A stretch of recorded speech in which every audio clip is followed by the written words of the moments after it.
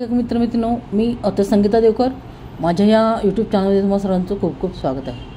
तर बऱ्याच वेळा तुम्ही एक गोष्ट ऑब्झर्व केली असेल बघा, की आपण आपलं आयुष्य आपल्या पद्धतीने जगत असतो, पण काही लोक अशी लोक असतात की जी नेहमी निगेटिव्ह बोलणारे असतात. नकारात्मक ऊर्जा घेऊन वावरणारी लोक आपल्या आजूबाजूला खूप असतात. त्यामुळं काय होतं, नकळत आपल्याही मनशांतीवर त्याचा परिणाम होतो. आपणही त्यांच्यासारखं नकारात्मक विचार करू लागतो आणि तेच निगेटिव्ह त्या लोकांचं बोलणं ऐकून आपलासुद्धा म्हणजे उत्साह, आपली ऊर्जा ही कमी होत असते. तर यासाठी काय करायचं, या निगेटिव्ह लोकांशी आपण त्या लोकांना हँडल कसं करायचं किंवा त्यांच्यापासून दूर कसं राहायचं. तर पहिला मुद्दा म्हणजे असा आहे की त्यांच्या नकारात्मकतेला प्रतिसाद देऊ नका. म्हणजे काही लोक बघा सतत तक्रारी करत असतात की मला हे मिळालं नाही पण त्याला ते मिळालं, मी आजारीच असते, किंवा दुसऱ्यांना ते अगदी खालच्या नजरेने बघत असतात, दुसऱ्याचं चांगलं झालेलं पण त्यांना बघवत नसतं. तर अशी काही लोक असतात की ते सतत निगेटिव्ह वातावरणात राहत असतात. तर त्यांना प्रतिसाद देऊ नका आणि त्यांच्यासोबत त्यांच्या वर्तुळात तुम्ही अडकू नका. म्हणजे त्यांचं ऐकून घेऊन तुम्हीही नकळत आपलं मनही तसंच नकारात्मकतेच्या दिशेने जाऊ शकतं, पण तसं न करता आपण त्या वर्तुळात अडकायचं नाही. दुसरा पॉईंट की त्यांचं ऐकायचं, पण त्याचा प्रभाव आपल्या मनावर होऊ द्यायचं नाही. तर काही वेळा लोक नकारात्मक इतकं बोलतात की की त्यांना त्यांचं घरी कोणी नसतं की त्यांचं ऐकून घेईल किंवा समजून घेईल, त्यांच्या नकारात्मक विचारांचा स्वीकार करेल असं कोणी नसतं, म्हणून ते आपल्याचबरोबर त्या गोष्टी बोलतात. तर त्याचा प्रभाव आपल्या मनावरती होऊ द्यायचा नाही, आपल्या आयुष्यावर होऊ द्यायचा नाही. तर काय मग आपल्यावरतीच आपण मर्यादा ठेवायचा. म्हणजे सतत या नकारात्मक लोकांच्या संपर्कात आपण राहिलो तर आपली ऊर्जा आणि आपला उत्साहसुद्धा कमी होतो.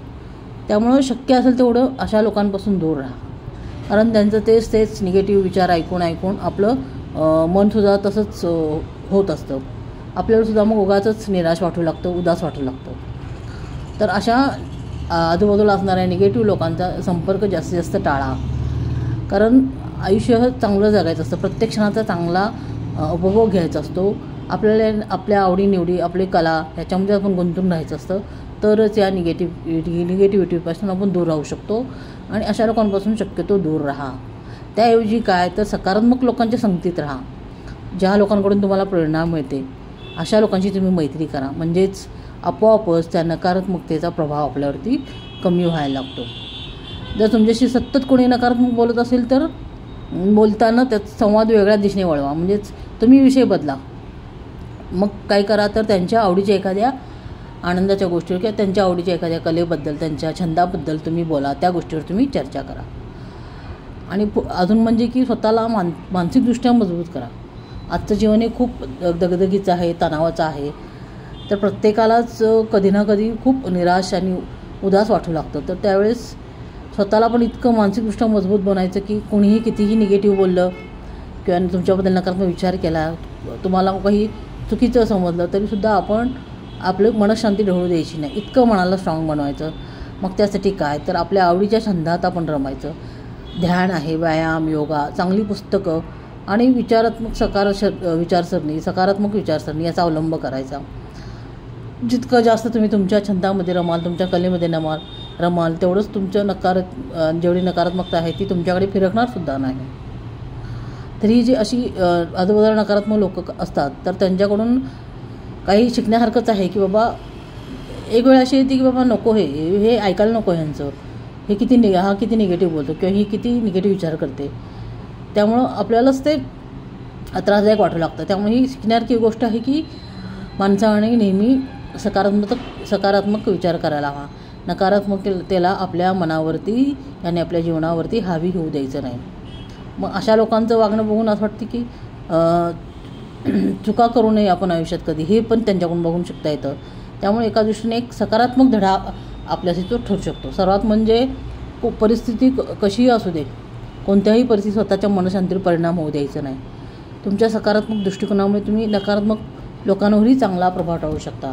मग एक वेळ अशी येईल की समोरून जी व्यक्ती नकारात्मक विचार करणारी असते ते आपल्याकडे बघून आपल्या सकारात्मकतेचा अवलंब करेल. आपण जसं राहतो, वागतो, आपण कसं आनंदी राहतो, आपल्या छंदात रमतो, तसंच समोरची व्यक्ती तुमचं बघूनसुद्धा तशा पद्धतीने जीवन जगण्याचा निर्धार करू शकते, तसा अवलंब करू शकते. त्यामुळे जेव्हा जेव्हा वाटेल की बाबा माझ्या आजूबाजूला खूप निगेटिव्हिटी आहे किंवा अशी लोक माझ्या संपर्कात येतात, तर तेव्हा या गोष्टी आवर्जून करा की आपल्या मनशांतीवर त्याचा प्रभाव होऊ देऊ नका. तुम्ही स्वतः सकारात्मक राहा आणि तुमचं मनोधैर्य आहे ते अगदी हे ठेवा, प्रबळ बनवा की नकारात्मकता तुमच्या सकारात्मकतेला हे करू शकणार नाही, भेदू शकणार नाही. त्यामुळे शक्यतो अशा नकारात्मक लोकांपासून लांबच राहा आणि जितकं सकारात्मक लोकांची मैत्री करता येईल तितकं सकारात्मक लोकांच्या संपर्कात राहा. तरच तुम्ही तणावाला किंवा तुमच्या प्रॉब्लेम्सना सहजपणे सकारात्मक दृष्टीने तुम्ही सहजपणे त्यांना सामोरे जाऊ शकता. धन्यवाद.